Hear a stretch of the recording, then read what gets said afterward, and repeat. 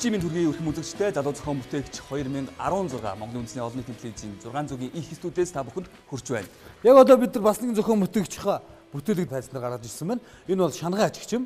Өмнө нь яг ийм төрлийн бүтээлүүд манай нэвтрүүлэг зөндөө оролцож байсан. Гэхдээ энэ юугаар онцлог вэ гэдгийг зохион бүтээгчээс асууя. За ингээд зохион бүтээгч их билгүүнийг тайзан дээр ухтан авцгаая. За сайн байцгаана уу залуучуудаа? Сайн байна уу? За сайн байцгаана уу? Хөдөө аж ахуйн их сургуулийн инженер технологи ангийн 3 дугаар курсын оюутан инх билгүн байна. Манай багийн хийж байгаа бүтээл маань бол малчтын хүнд хүчээр ажлыг хөнгөвчлөх, дугуй тракторын ашиглалтыг сайжруулах зорилгоор тракторын сэрээ тоглогч чанарт ачигчийг хийж байгаа. Эхний шатанда ороход шүүгчд маань нэлээд зөвлөгөө өгсөн. Бас инженер механикийн тэнхимийн багш нар тэгээд манай сургуулийн доктор Лавгдор жогш маань тэгээ манай багийн гишүүд болон ангийнхан маань их хэмжээний тусалцаа үзүүлсэн. За бүтээлийн хийц талаас нь тайлбарлая тийм ээ. За бүтээлийн хийц бол ерөнхийдөө бол маш энгийн босоо тулгуур, налуу татварга, тэгээд шанаг, гидр цилиндр, хуваарлагч ийм зүйлүүдээс маш энгийн хийцтэй материал зарцуулалт бага ингэж бид нэр төлөвлөж хийсэн байгаа. Юу н өртөг хэд одоо та нар хийсэн юм чи өртөг төгрөг оруулсан биш үү? Өртөг яг ингээд яг энд боссон өртөг нь болохоор ерөнхийдөө сая төгрөгөнд боссон. Бид нар яг энэ бүтээл. Одоо гидр болон бусад зүйлүүдийн олдц хэр илбэг байх уу? Яг уу их бол гидр цилиндрийг бол яг урдаас ингээд бөөнөр нь захиалаад оруулж ирээд үйлдвэрлэх боломжтой юм билэ. Гэхдээ бид нар бол ерөнхийдөө гадуур явж хүн амьтнаас урдж байгаад энэ гидр цилиндрээр авч тавьсан. Тэгээд бидний энэ бүтээлийн маань нэг онцлог тал гэвэл ер нь хийцүүд маань хялбар хийцтэй болохоор жижиг механик зэхүүд дээр үйлдвэрлэлээ гаргаад иж болно гэсэн үг. Бидний хил занснаар одоо пад трактор дээр энэ төхөөрөмжийг суйрлуулж чад буцаагаад аваад дахин ашиглах гэдэг нь үү? Зөв үү миний ойлгож байгаа? Тий. Ерөнхийдөө бол ашиглаад одоо тодорхой хэмжээний нөхцөлд хүний чинь ашиглах хэрэгцээ гарангууд ашиглаад тэгээ энэ төхөөрөмжүүд маань бүгд салаад авчих боломжтой. Одоо тэгээд ерөнхийдөө бол цаашдын хөгжүүлэлтэнд ч бас нэлээд бодсон зүйл нэлээд санаа байгаа. Тийм ч учраас би нуртлын одоо энэ шанагны энэ бэхэлгээ хэсгүүдийг бүгднийг пайлцаар хийж өгсөн. Ерөнхийдөө пайлцуудаа суглаад дахиад өөр юм хийгээл ингээд ашиглалтын солиод явах боломжтой гэж үүднээс хийж өгсөн байна. Бүтээл мань ажиллаж явах хэрэгтэй шүү дээ. Үүргээ гүйцэтгэж явах хэрэгтэй. Үүргээ гүйцэтгэх. Бид нар яг одоо хурцуу болж чадахгүй л дээ энэ дотор. Тэгэхээр бичлэг туршилтын ямар зүрийн яг дүрс байх уу? Яг тэр төрлийн дүрсийг бол авч чадаагүй байна. Эхлээд нэг ажлуудад үзье гэж байна. За явц ажиллагааг нь үзье гэж тий уулахгүй ч гэсэн. За.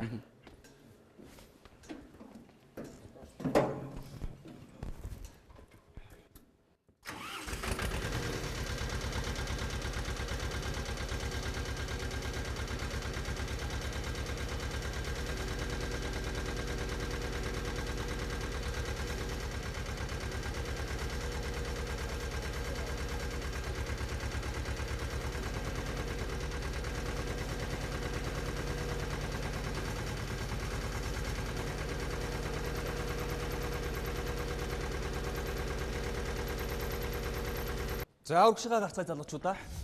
Уул нь миний санал бол босоогоор нь хийгээд зүсчил зүгээрээ гэсэн чинь би хэвтэйгээр нь хийгээд хөрзөнг хохлоод үзүүлээ шүү гэж хэлээд зөрсөрөг энэ чигээр нь хийт. Тэгээд яг одоогийн байдлаар нөгөө хийсэн дүрс бичлэг байхгүй болохоор нөгөө санаа хоёр дэшгээ зөрчөөд байна л. Тэгээд энэ дээр миний харж байгаа өнцөг бол яах вэ гэхээр энэ нөгөө хөрзөн хохлох гэдэг дээш нь хохт татах гэдэг зүйл чи одоо нэг жишээ нь 25 орчим сантиметр байгаад байгаа байхгүй. Хөрзөн доогуур ороод дээш нь өргөхийн хувьд бол хангалттай өргөж байна. Өргөхөөр нөгөө хөрзөн чинь Хагарцтай. нөгөө за хагарахаас гадна тэр чинь зууралдагдаад энэ чинь барих юм байхгүй юм чинь ингээд татахаар буцаага цаашаа унчих магадaltaй.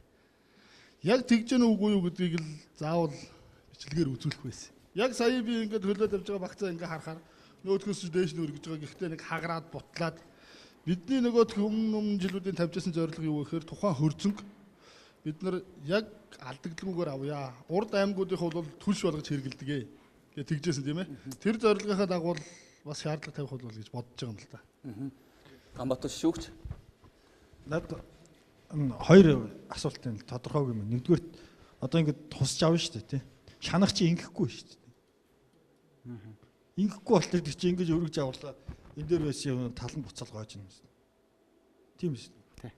экскаватор гэдэг чинь шанган заавал ингэж явдаг үст. Тэгэхгүй танах чинь ингэж авчаад энэ дээр шороол их дээшээ ингэхлээр чинь тал нь буцаад асгарна шүү тийм. Хүрзээр юм утгаж хүрзнээ өзөр эргүүлдэг үст.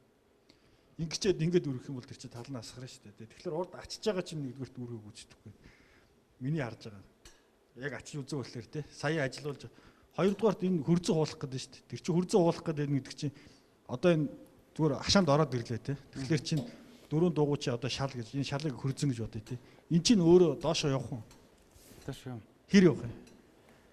Доошоо зүгээр юм тодорхой хэмжээний нэг 10-аас 20 градус бол ингэж налж. Градусаар биш. Одоо энэ чинь чарга шиг юм байна шүү дээ. Тэр чинь энд байгаа шалан дээр одоо энэ шал руу биднээс зоож оруулж байгаа доороос нь орж байгаа яаж ингэж хагалж авах хэрэгтэй шүү дээ. Яг Орди. Ингэж байгаа юм л да. Энэний хувьд бол хохолгоны яд ингээс орохын хувьд орно. Яагаад тэгэхээр нөгөө газраас чи хөрзөө ингээд баг багаараа дэвшлээд явцгаа. Тэгэхээр шууд нөгөө үүднээс нь эхлээд би нэг 10 см 20 см гэж ингэж явсараад нөгөө чи дузаан болчихно.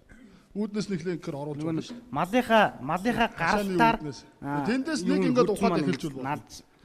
Харин яг авдаг дээр л яадаг бол гэдэгт би эргэлзээд байна л да. Тэр уртлын хувьд бол яг би хийгээд явцад нь харсан юм аа. Нөхдүүд хийгээд сүүлд нь болоод ирсэн чи гидр цилиндрийн нөгөө өөрснөө яг олдцоор нь сонгогдсон, үнийх нь хувьд баригдаа сонгогдсон тэгээ богинотулсан байхгүй. Энийг хоошин зөөх боломж байна уу? Хоошин зөөвөл гэдих юм байна. Энийг анхаараарай гэсэн чинь нөхдүүд нөгөө төсөв мөнгөний асуудалтай, дээр нь цаг хугацааны асуудалтай нөгөө суурэ хойшлуулж чадлаггүйгээр яг ийм болцсон. Тэрнээс бол урт сундаг хүчний цилиндр байх юм бол хангалттай хоошгоо гэдих боломжтой. Дээдлээ. Тэр цилиндр богинотсон. Тэрнээс жаахан суурийг хоошин тавиад урт гидр цилиндр тавиад гэсэн бол хангалттай уршаад онгож хутгачаад хоошоо ёстой таны хэл дээр гидих бүрэн боломжтой. Аюулгүй ажиллагаа талаасаа болон бусад одоо зөвлөх зүйлүүд танд юу байна?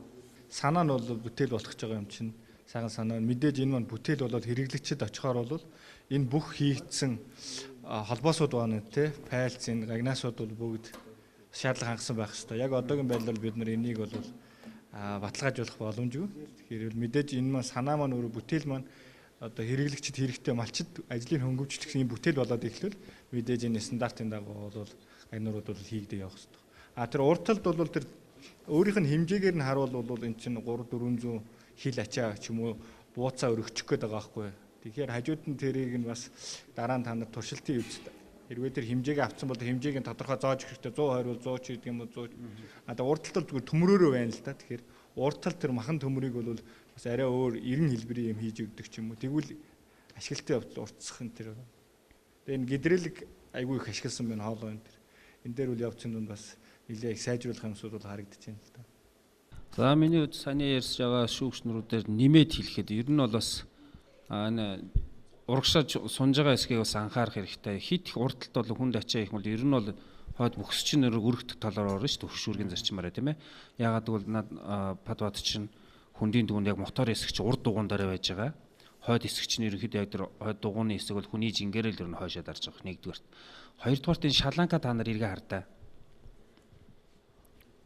Нугларж байгаа хэсгийг харж байна уу те? Ер нь даралт явж байгаа зүйлийг ингэж их хүчиж нуглахын ер нь шаардлага байхгүй шүү дээ. Энэ дээр л инженерийн шийдэл байх хэрэгтэй. Жишээ нь одоо энэ урагшаа тэр тулж байгаа хоёр заавал тэр доор байх шалтгаан нь юу вэ? Ишээ дээшээ явуулчихвал тэр шаланг чинь нуглаа өгшөө багасгаар байгаа сте. Тийм. Тэгэхээр иймэрхүү зүйлүүд төр ерөнхийдөө бас нэг хүчний дамжуулж байгаа хэсэг төр болж игэл ялангуяа даралт энэ төрөйг хуваарлах юм ийм эсэргүүцэл нэмэлт эсэргүүцэл үүсгэсэн юм хэрэггүй. Тэгэхээр эдрийг одоо энэ яг гидрийн холболт хийж байгаа юмнууд төр чинь эргүүлээл нөгөө л ашигт үлэн гоцоолох чинь унахсан хийцэл гаргаж ирээд байгаа байхгүй. Одоо энэ хоёр чүмэг хоорондын зайг ойртуулсан. Энээс дээшээ явахгүй байгаа шалтгаан чинь ч гэсэн энэ хоёр чүмэгний хооронд чинь нэг тарпиц хөдлөд байгаа шүү дээ. Энэ хоорондоо холдох тусам өшөө наад чи өргөлтий чинь өргөөд өгнө. Чүмэг одоо энэ хөндлөн чүмэг чинь жижигхэн зай болоод тэрхээр угаасаа тарпицын шилжилт нь багасчдаг байхгүй. Өшөө хол болох юм өшөө хоошоо хөдлөх боломжийг олгоно. Гэх мэтлээ яг энэ механик хийцүүд дээр бас өшөө жоохон анхаарах хэрэгтэй байна. Мөн энэ шанаган дээр бас юу байна л да. Сая тэр одоо уг нь бол тийм уналтыг нь яаж энэ өнцгөр нь тохируулсан байдаг байхгүй. Та хэдийн шанагны одоо байгаа байдал бол яг шулуунаар болохоор яг үндсэн одоо юутайгаа одоо энэ шулуун гарын хэсэгтэйгээ шууд параллелаар татагдсан байгаа. Тэгэхээр энэ одоо чинь бусад энэ юуны хийцүүдийг бас хараа л да. Шанагч нь албаар дээшээ гарнаасаа гидрээр өргөсөн байдаг шүү дээ. Олон гидрээр ер нь ашигладаг байхгүй. Эн чинь өөрөө өртгий чинь өсгöd байгаа шүү дээ. Та цаа өөрсдөө бүтээлийг сая гаруй төгрөг гэсэн үү те. Энэ бол тракторын оролцоогоо зөвхөн өөрсдөө чи хийсэн хийцээрэй гэж байгаа шүү дээ.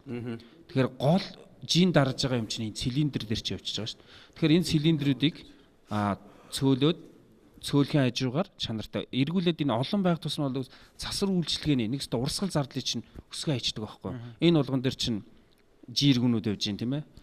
Энэ болгон дээр чинь засвар үйлчлэгээ бодоод тэр болж үл цилиндр цөөлсөн хийцүүд байж байгаа шүү дээ. Одоо тэр команд центрыг та нар хараа л да. Яг тэр юу байж байгаа чинь бол ганц цилиндрээр тэр үндсэн юу хөдөлгөөнийг хийгээд яваад байгаа шүү дээ.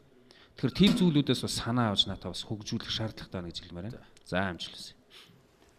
Дотор авсан шүүгч, цог жавхлан шүүгч нэмэлт тайлбар асуулт байхгүй бол залуучуудын бүтээл санаа 2 дугаар шатнаас 3 дугаар шатанд тэмцэж үзэгчдийн өмнө дэлгэгдэх үү, хөрөх үгүй юу гэдгийг гэрлээ шийдэх цаг ирлээ. Гэрэл асаж үнэлгээ гарна. Гэрэл 1 ногоон гэрэл, 2 ногоон гэрэл, 3 ногоон гэрэл. Залуучуудаа амжилттай оролцлоо. Бүтээл санаагаа сайжруулад эргээд 3 дугаар шатанд уулзцгаая.